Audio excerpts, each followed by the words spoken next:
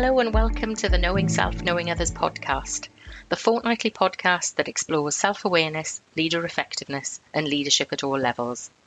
Join me, your host, Nia Thomas, as we talk to today's Knowing Self, Knowing Others guest.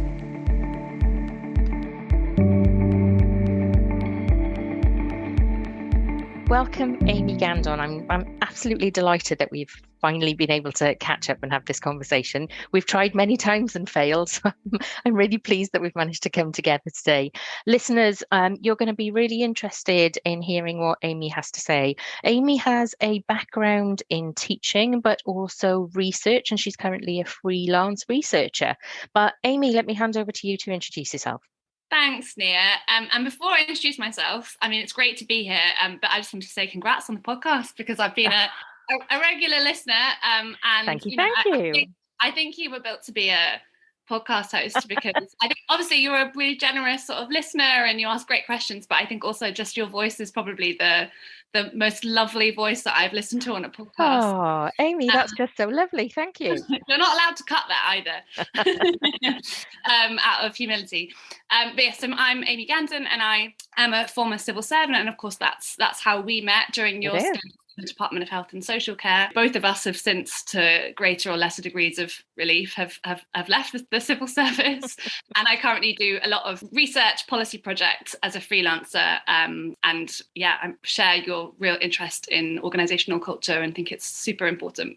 And that's certainly how our paths crossed, Amy. We bumped into each other a couple of times when we were in the civil service together, but really came together working on a particular culture project that I think we both recognised that we felt the same about the importance of working relationships and how self-awareness really does impact on those relationships. Yeah, absolutely. And I think it's a real personal and professional interest of mine, and particularly having worked in policy and in close proximity to politicians as well, I find it really interesting to think about self-awareness and the impact it has on effectiveness in particularly that public sector space and its impact on citizens, and the decisions that our leaders make, especially leaders in politics, because their roles are so important, when they go well and when they don't go well.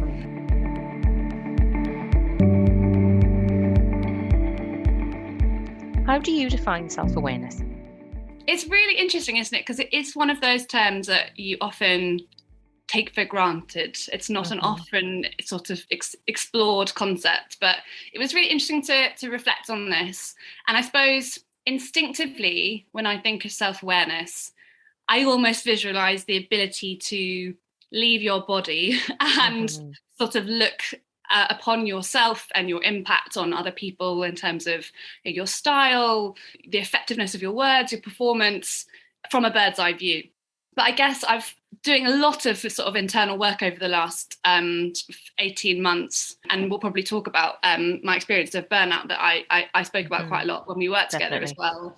But I think learning from your work on self-awareness and on my sort of own journey, I think I've been reflecting on the internal sort of self-awareness as well, because that initial definition prioritizes quite a lot external perception of you, and you spending a lot of time and energy reflecting on external perception. And I think just as important is to be able to sort of sink deeper into your own mind and think, how am I feeling? What's my mood and energy levels like? What are my values? And I think they're obviously very linked, but that internal part I think is probably more often neglected when you think about self-awareness, because I think our society is probably biased and more inclined to think about what others perceive of us rather than what we make of ourselves, and whether we value what it is that we're doing and whether it's compatible with our belief system. It's interesting as you're saying that, and I'm thinking about Instagram influencers, and you're right, it's all about what do you look like, what do you sound like, what do people think of you. But are those influencers really thinking about what they believe, what they think, what's going on the inside? Because it's not just about what's going on the outside. Yeah, exactly. And I mentioned my interest in politicians' self-awareness. I think the same thing probably applies to them, that they are professionally or, occupationally wired to think about how is the outside world looking at me and responding to me. And, if they're not naturally predisposed in that way, the media makes damn sure that they are made Yeah. aware of what the sort of public think of them. I think it's important for politicians too that they have the time and space to think internally, actually, how is my mood, or my emotional response to some sort of stimulus affecting my decision making, rather than having their kind of radar so constantly out there externally. That would be my very amateurish attempt to try and define self-awareness, but I think I've learned a lot from listening to you and reading some of your thinking about self-awareness, about that kind of more internal reflection as well as the sort of mindfulness of others.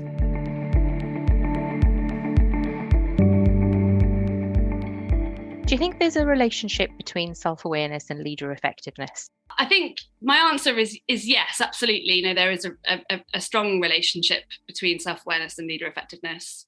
In fact, I'd say that self-awareness is probably the magic ingredient in so many dimensions of leader effectiveness. There is a but coming. I was thinking I could feel a bet here somewhere. Yeah, we'll come to it. I don't think it's about leader effectiveness, though. I think it's probably about the personal experience of being a self-aware person. And I'd be interested in your reflections on this, having thought so deeply about self-awareness during your postgraduate study. But yes, I mean, self-awareness is so critical.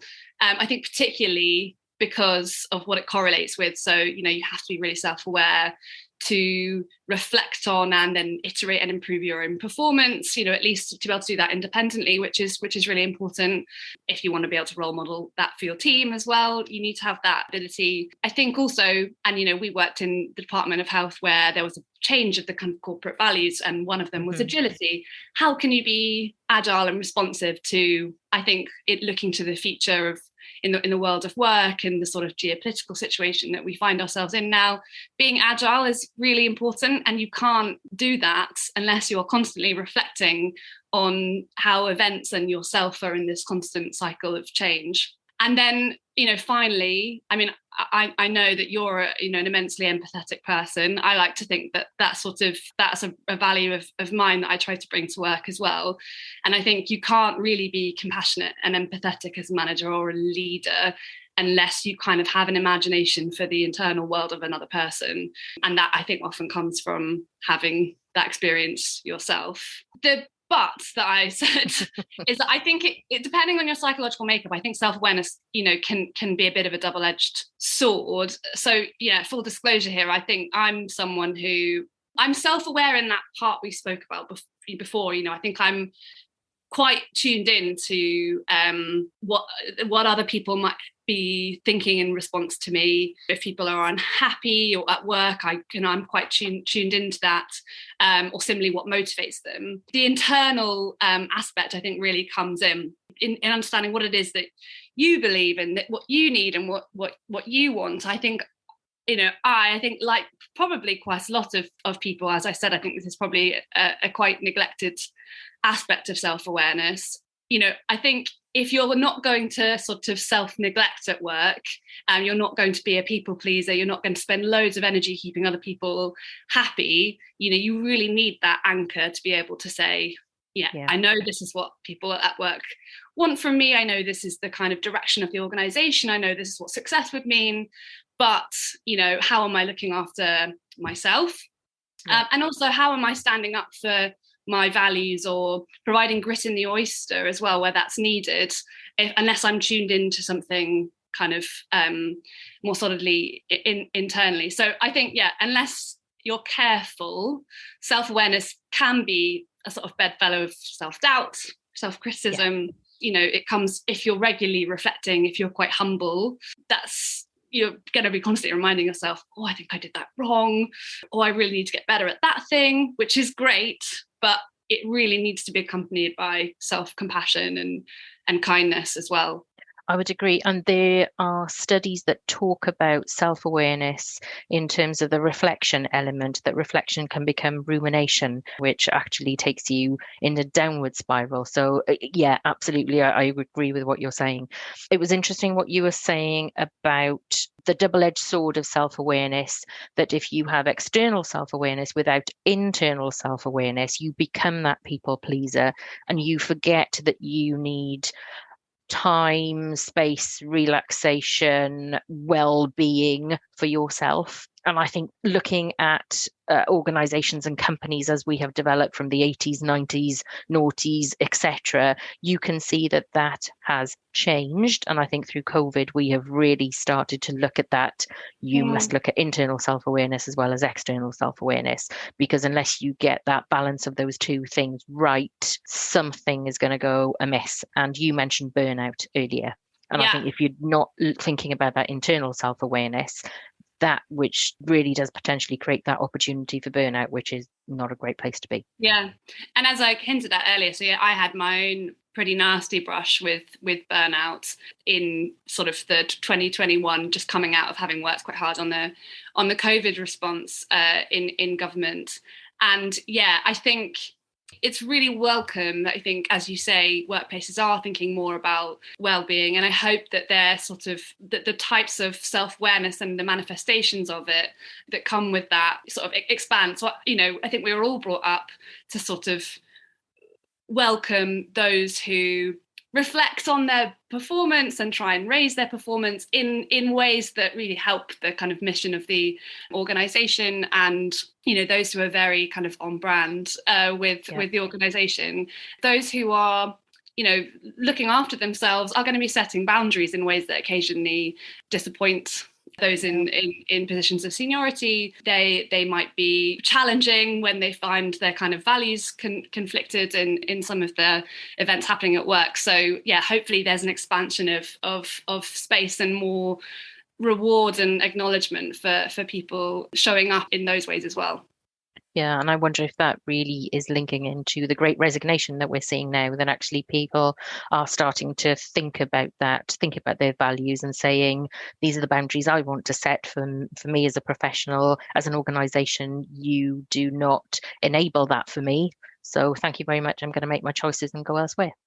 Yeah, he's hoping that therefore makes it good business and economic sense to really treat your employees with respect. It is about well-being initiatives and great company benefits, but it's also about really realistically thinking about workload management, but also the space and the culture that you have for people to express themselves and challenge and speak to power. People need to not just pay lip service to that stuff.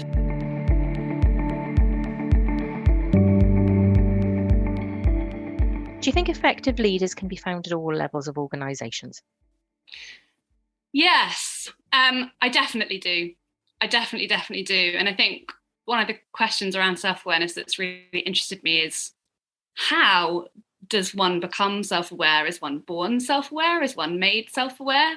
And therefore, kind of what's the natural distribution of self-awareness in an organization? It strikes me that it doesn't kind of naturally cluster in particular positions in organizations. One of the really interesting theories I've encountered around self-awareness is, well, there's one more sort of doom and gloom perspective that I've read about, and one slightly more positive. But self-awareness apparently, can be the result of sort of emotional difficulty. If you've been bullied growing up, or if you have kind of grow up in a family that's quite critical of one another, then self-awareness is a sort of protection mechanism to preempt what someone might think or say about you and be able to alter your behavior accordingly. Alternatively, you might have developed self-awareness because you grew up in a very kind of emotionally open and sort of mature family who talked a lot about their emotions and encouraged everyone to reflect, and role modeling by parents and figures in school, for example. But either way, whether it's genetic predisposition or, experiences in life, professional or otherwise, I don't see that sort of self-awareness and effective leadership being accumulating in particular pockets of organizations. And we've worked in the civil service together, and you find leaders at all levels. I guess the question, and that we're going to come on to in a moment, is, do those leaders get recognized for those behaviors and for their achievements and values, or do other traits sort of prove more important?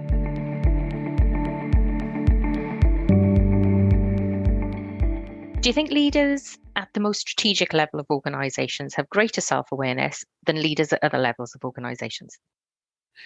Yeah, This is a really interesting question. I guess the short answer would be not necessarily. Okay.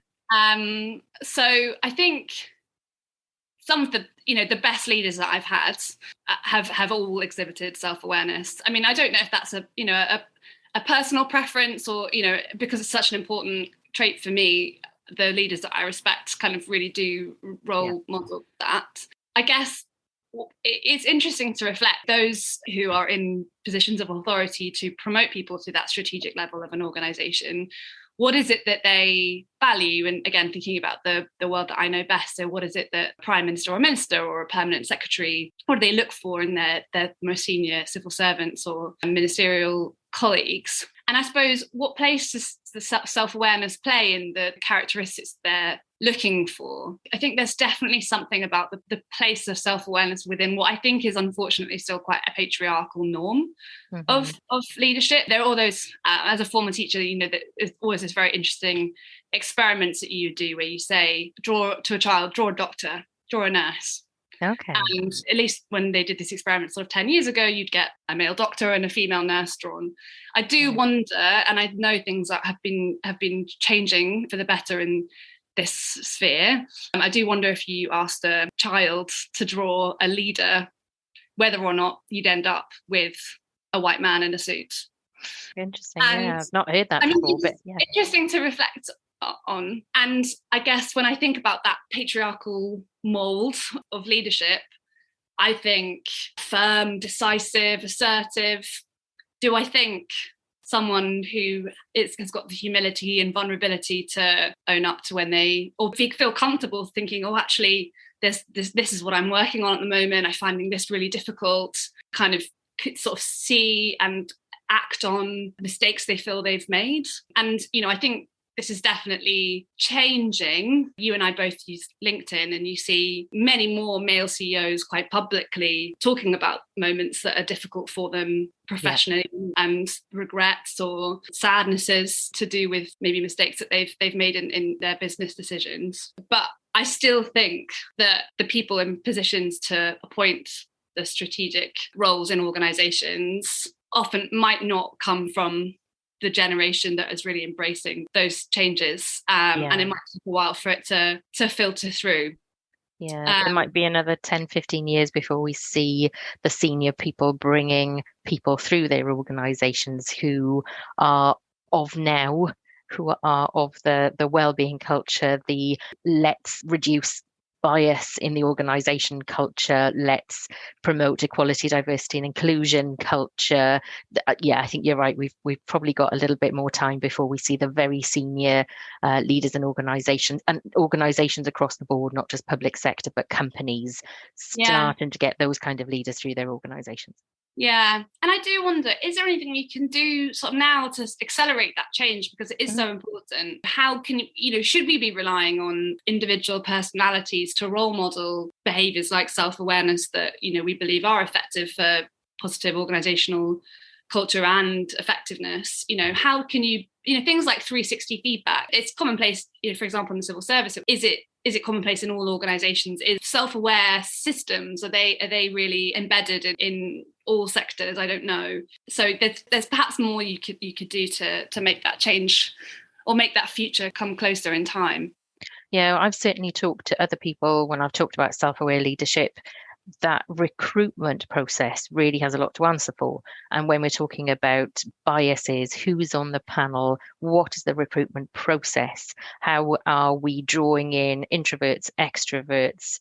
How are we drawing in people who have more of a focus on well-being and possibly softer skills are their strengths rather than their harder skills? How are we doing that through the recruitment process? I mean, it's a 45-minute interview in most cases. Maybe you do that twice. Is that sufficient? And I was talking to somebody talking about interview coaches. Well, actually, that means that you go in with a mask into an interview process for that 2 45-minute sessions that you meet the panel who are particularly biased in a particular way, and you're appointed to a role, and then all of a sudden you start in that role. But how can you maintain that persona that you demonstrated in an interview that actually isn't you at all? So that whole process of how do you get people into organizations, and is that a way that we can accelerate this change? It's really interesting, and I wonder if in your work and your research and thought about all of this, you've thought about, does diversity and inclusion and all of the excellent work that surrounds those initiatives, does it rely on self-awareness? Because I imagine if people aren't self-aware, they probably think, or they probably look for people who have similar traits to themselves as being good and what they're after. And it takes an awareness of the specificity of your own perspective and the specificity of your own traits to be able to see, the real value and uniqueness of someone else's skills and characteristics that are different to yours, but why they're so important. I think it's a difficult one because self-awareness is conscious, and as we've learned, unconscious bias. How do you then bring that to the fore? Unless you are making very conscious efforts to surface your unconscious biases, I don't think you'll ever get to that point, because you might think you're self-aware, but how can you ever know what you don't know about yourself? So I think there are some real difficult questions, some searching questions that you have to ask to get to that point of knowing your unconscious biases and surfacing those, to be able to take you to the next step. Yes, because, even the most self-aware, lots of those, you say, might not be operating at that, that level of awareness. Yeah, it's really difficult.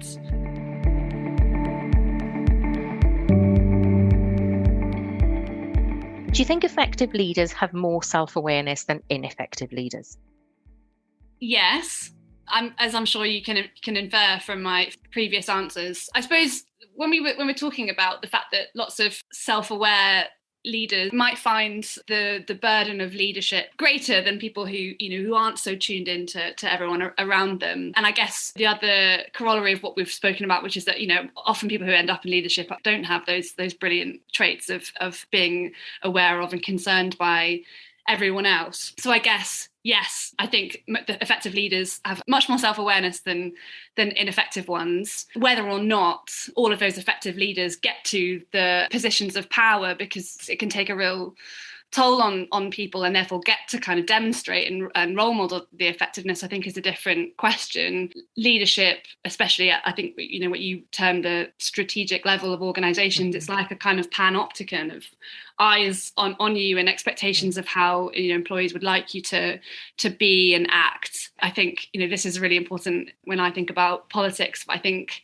many sort of self-aware leaders might look at that and think, gosh, the highest rungs of leadership might be too demanding for someone who is really reflective and sensitive. And so I think many organizations, especially at leadership rungs, but politics is a particularly acute example of this, need to be kinder, more expansive spaces to enable those really effective, empathetic and reflective leaders to take their rightful place, I guess, at the top of organizations and at the top of society. Amy, it's been absolutely brilliant having a conversation with you. If only we were in charge of all of the recruitment processes, I think we could fix it, Amy. There's a way to travel yet, but it's great to chat to you, Nia. And as I say, I think the podcast is brilliant. So it was fantastic to be a small part of it. I'm so glad you're enjoying it. Amy Gandon, thank you so much. Thank you.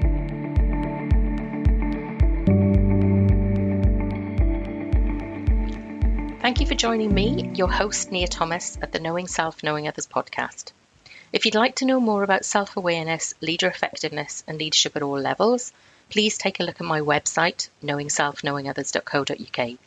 You can also join me on YouTube, LinkedIn, or Twitter.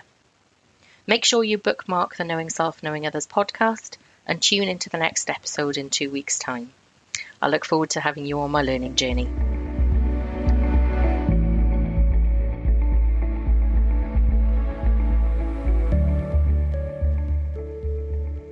If you'd like to join me as a guest on the Knowing Self, Knowing Others podcast, please drop me a line at info@knowingselfknowingothers.co.uk.